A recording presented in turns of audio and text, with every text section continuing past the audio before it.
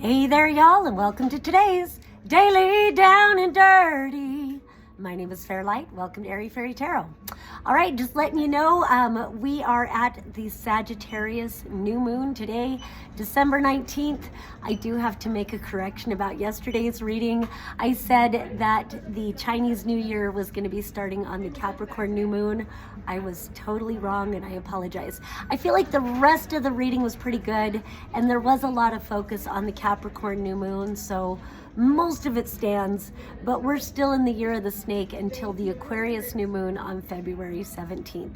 So, I didn't look it up before I started the video. It just all kind of slithered together, Just letting you know, I do palm tarot and astrology readings. I do have gift certificates available. I have a link online if you would like to make a gift purchase for somebody to get a palm tarot or astrology reading. DM me for more information, or I'll link my Calendly in the bio below. But for gift certificates, probably DM me. I think I have a better way to connect you with that, so just let me know. All right, the message for today is a lesson in self-worth. Very much geared towards the masculine today. I'm not sure why. So overlighting this whole reading, we've got the male version of the crone. So the wise old man or the sage, and he's reversed. Upright, you can see that there's a lot going on. He's got his illumination, even if he's going through the darkness. And I feel like with the crone, since this is the masculine version, it depicts standing in your power. He's been through many long dark nights of the soul. He has conquered the darkness, and now he is the way shower, maybe the wise sage, the guide for others who are on the path, on the journey. And he's got his faithful wolf beside him to always give him companionship, and then he's got his owl to remind him that he can see maybe what is hidden. He can see in the dark, and that he does carry wisdom from those journeys. But in this reversal, this is a major arcana. Often when major arcanas are reversed, it can say that you are on this journey. And so there is something, like I said, geared to the masculine. Again, it doesn't matter what your gender is or what you identify as. Gender is a spectrum. We're all the full spectrum. So, and argue if you want. Look at someone who really knows biology. So, but I kind of get a sense of almost like a cognitive dissonance, almost like a refusal to grow. And there's this lesson in self-worth. It's kind of like, are you taking the lessons that you've learned and standing in your power with them? But it's not upright. So it's almost like you are afraid to move forward. And now as I'm talking, it almost feels like, PTSD. And I'm no stranger to that. So it's like, I really get it. It's like you can overcome so much, but we get caught in these loops. We get caught in these patterns of why does this keep happening to me? And, if I'm outside of it talking to someone else, I can say, well, probably look at your astrology chart. And it's probably somewhere in the astrology chart to show that these are the lessons that you're here to master. That's why it keeps happening. There's a pattern that you're here to learn to correct. But I understand the wariness, and I understand how even if you've overcome over and over and over again, it starts to feel like trauma and a trauma loop. And so it's almost like giving up the fight instead of leaning into your power and knowing that you always get through. So I kind of want to say, a lesson in self-worth is valuing yourself enough to stand in your motherfucking power. I'm not supposed to be cussing anymore, but I can't help it. All right. So then we get to the main cards. Interesting, how sometimes they'll land and I'll have two bookends and then some in the middle. I've got 5 cards out. The one on either side are upright, and then all 3 in the middle are reversed. In the very middle is this healer, this medicine man, but he's reversed. And then, I didn't realize that. A lesson in self-worth. Well, we'll get to that. We've also got the father of air reversed, And then we've got the 3 of water reversed. So we've got a couple of 3s here. We've got the 3 of air. Normally the 3 of air, the 3 of swords, is a heartbreak card. And, it is a mental card, so it can be, you got your heart broken, maybe by a love person, a love relationship, or our parents can break our hearts, our kids can break our hearts. All different kinds of disappointments can break our hearts, but it is a mental thing. And so, I've heard it said you got to pull those swords out of your own heart and take the lesson from it. I've had a friend say, all that love that you were giving out, you need to bring that back and put it into your heart. So be cautious of, or not cautious really, but just bring a consciousness, conscious, I guess, to, are you replaying scenarios in your head? Are you replaying stories in your head? Are you blaming yourself? Are you blaming someone else? Keeping you in a loop. So it really feels like we're addressing the loops today and how to value yourself enough to get out of them. I love this card because he's studying. He's some sort of an apprentice. And I think it's really interesting that we've got this apprentice looking person, and then we've got the healer, the medicine person, man here, and then, but reversed, and then we've got the wise sage also reversed. So it does feel like you are on some sort of a spiritual journey. I mean, all of this, it would really indicate that. Are you perceiving it that way? Are you valuing yourself? I don't know why I can't talk today. Are you valuing yourself enough to allow yourself to step into your power and know your magic, to know your medicine, to know the gifts that you have to share, not only within your own life, to apply to your own life, but gifts you can share with the greater world in creating community or connecting with the community. So I do like that he is taking whatever he's experienced and he's learning how to apply it to greater understanding and knowledge. And I love that this knowledge is illuminating. Then we move to this Father of Air reversed.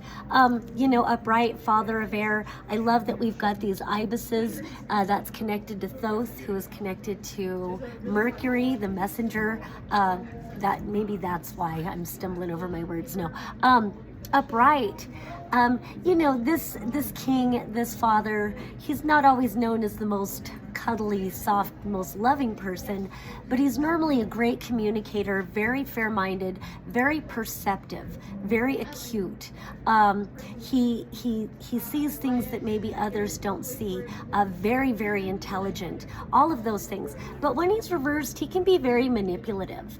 And it almost feels, I don't know why I'm getting a sense with these ibises reversed, it almost feels like he's privy to higher knowledge and he knows things that could be of benefit to others, but instead of sharing those to benefit others, he hides it away within himself to maybe use it when it most benefits him.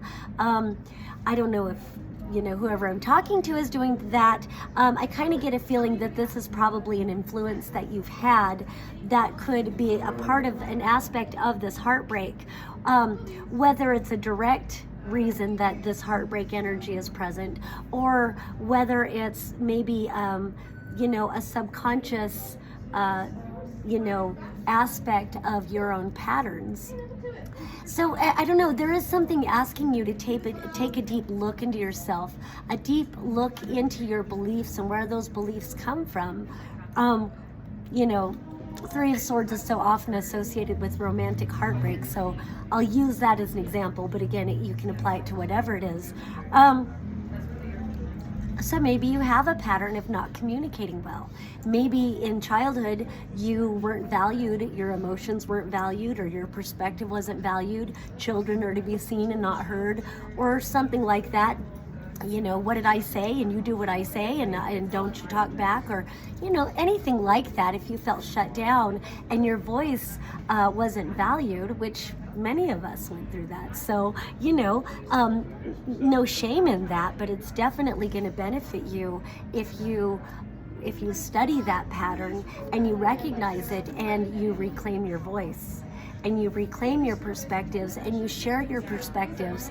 And even if others still don't value your perspective, at least you have come into that self-worth. So then we're going to move over to this medicine man reversed, because I think very much you are this healer, you are this medicine man, you have great medicine. And it's so funny how all this snake energy, and here we've got that caduceus. I think the caduceus is normally two snakes, but this is still that same sort of energy. I think they're both a snake wrapped around a staff, still infers healing medicine. And again, that year of the snake, there's so much magical stuff about the snake, but I'm always so interested in that shedding of the old skin and emerging as one brighter and with greater clarity, stronger, more powerful. And so maybe life has you going towards standing in this medicine, standing in this power. But with this reversal, I didn't realize there was a card behind it until I started the video. And it is the Five of Earth, Five of Pentacles. So I just love that this reading wanted to be called A Lesson in Self-Worth. And boy, if there was one card that embodies that, it's this one. So traditionally, the Five of Pentacles, it's feeling left out in the cold, it's abandonment wounds, it's feeling rejected, all of those things. And at the root of that is self-worth issues, self-love. And so normally, it shows two beggars, and one has a leprosy bell and the other one's on crutches, and that nobody wants anything to do with them, and they're out in the snow and they're in rags and they're standing out in front of a church, and they don't even feel valued, worthy enough to go in the church and ask for help. This one was upright behind this. And so I kind of want to say this is such a Chiron energy. Chiron is the wounded healer. He's a wounded warrior, but truly he's the wounded healer. And from what I understand, he was a physician even before he was wounded. And I won't go into his whole story, but I love that he allows his wounds to inform his medicine, to give him greater compassion, to give him a greater desire to heal. And so it really does feel like your own self-worth issues and the wounds that you carry are aspects of your medicine. It's just a matter of going into the root causes of these and integrating them, doing some sort of an alchemy to recognize how you can heal yourself first and foremost, and then that medicine can be used to help others also. I think part of how you get there is by starting to help others anyway. And maybe you already do, but maybe there's a deeper vulnerability that you can reveal, because if you look more deeply at this card, there's this person in the background. I always feel that this person is the same as this person. This is just what this person is. This is actually a mask, masking how they truly feel. If it could be two different people, I don't really want to go into that right now, but it could be two different people. But this is such a trickster kind of an energy where it feels like the rebel, but it's the unhealed rebel, where we instead of learning about this reverse king kind of a thing, it's rejecting how the treatment, which is understandable and it makes a lot of sense, but there's still a lot of unhealed, unresolved wounds. And if it doesn't get any kind of recognition, we become kind of toxic. So very much asking you to be willing to study the patterns and address self-worth issues and address any patterns that, and if these are two different people, I guess I will go into that a little bit. Maybe it does kind of feel that way. And I was feeling that in some of these too, that, maybe life is asking you to step up, and maybe you are clinging to old patterns and justifying hurting others, justifying maybe being a fuckboy, maybe being a player, maybe being a deceiver, maybe betraying people, and then finding reasons to justify it. But really, sure, you're hurting yourself and you're hurting others. And until you're willing to address that and recognize it, you're just not going to, attune yourself into who you really are. And I mean, you have a choice. You can stay this person, you can stay in this energy. And if that's what you want to do, then just keep right on hurting people. Life will keep showing you your patterns one way or another. So you do have an opportunity to turn this into medicine if you want to. So on to the next one. Then you've got this 3 of water reversed, and I kind of want to put these 2 cards together, because then you've also got the 4 of earth upright. And so you see that he's like, it's another kind of Chiron energy, and it's a self-worth kind of thing. And these earth card, or this is the earth card, I guess the other one wasn't, but the self-worth thing, oh no, this is earth. I'm gonna go from the 4 to the 5. And, and it does kind of tell a story. This is a 3, this is a 4, and this is a 5. So it almost says how you've been there. Maybe you felt constricted and bound and you couldn't break free, and then maybe you felt shackled. You felt like you were responsible for holding up the weight of the world, got the weight of the world on your shoulders, and you've got this bee up here, so it's like you're responsible for everyone's happiness or something.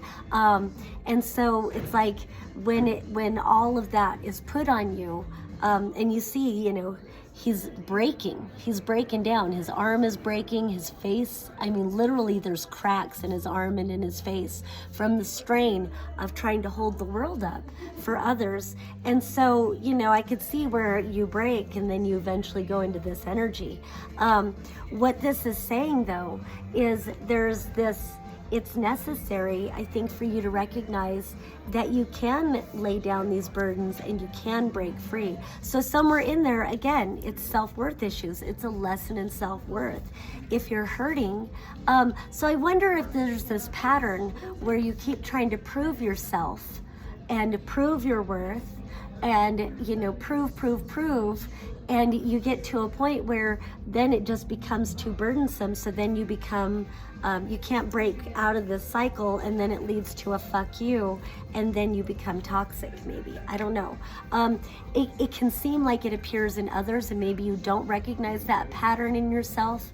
Wherever you feel in this scenario, recognize it within yourself and see where you would benefit from creating stronger boundaries. No is a complete sentence. I value myself enough to say no when it doesn't serve me. And I'm not responsible to hold everybody else's world up until I break.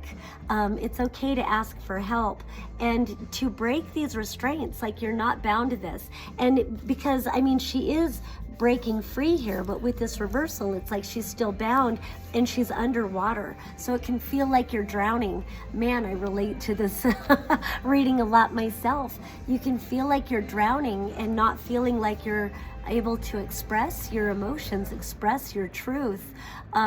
It very much can feel this way. And so ultimately, it comes back to accepting that you are a worthy, loving being, and turn that love inside first and foremost, even if nobody else sees your value. I had a conversation with a beautiful friend this morning, and I was crying.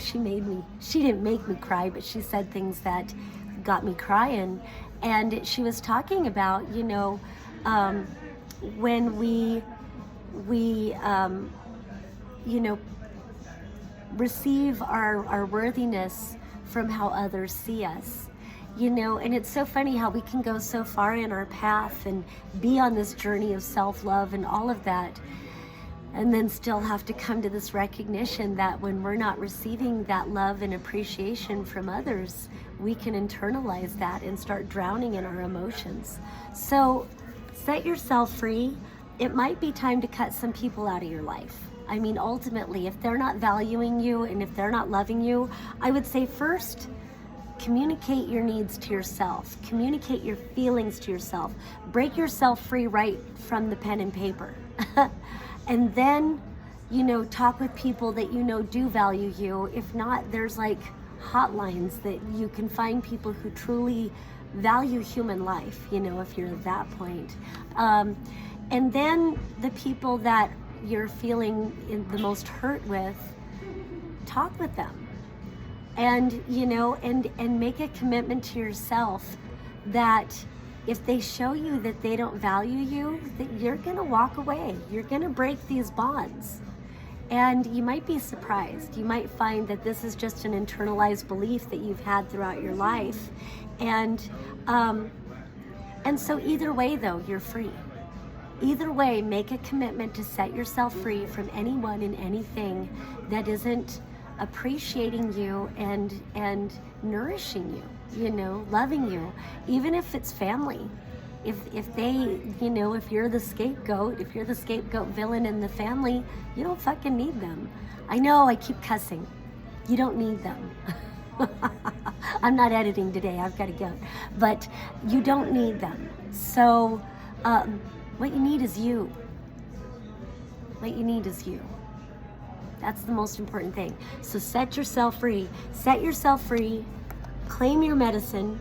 Heal thyself. Know thyself. Know thyself, heal thyself. And then, you know, stand in your power. And know that whether it's an illuminated path or you're moving through darkness, the light, you have the light. You have the light to get through. You have the wisdom. You have the power. All right? All right, that's all I have for today. If you would like a reading, and you happen to be in the downtown Asheville area, I am at Instant Karma on most Fridays and Saturdays. It's better to hit me up because I am singing a lot more these days. So just let me know, send me a DM and we can schedule you for an appointment. And otherwise, I also do online readings. Again, you can find that Calendly link either in the comment section or in my bio. Somewhere you can find my Calendly link, or just send me a message. All right, that's all I have for today. Once again, my name is Fairlight. Peace and love until next time.